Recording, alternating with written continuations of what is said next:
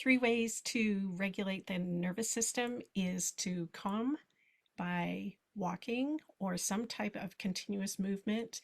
You get bonus points if it's outside and you're not looking at any devices, but continuous movement will help process the adrenaline and help dissipate that. And it can be um, as long as it's continuous. So it doesn't have to be high intensity, but continuous movement, 15 to 20 minutes, will make a huge difference. And if you can't do that, start with five.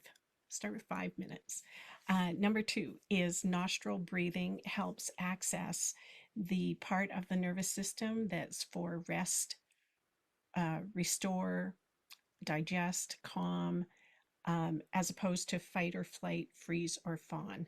So it shifts into that part of the nervous system, and it's a tool that you have anywhere. You don't have to remember something from home or an app on your phone or anything like that.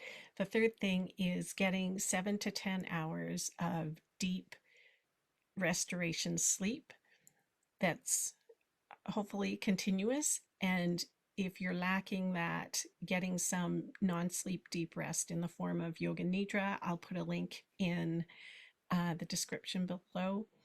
Um, but definitely there's so much resetting of the brain and the nervous system and the major organs that happens when we sleep. And as adults, it's the only time that we release human growth hormones. So that's when we can really repair the body.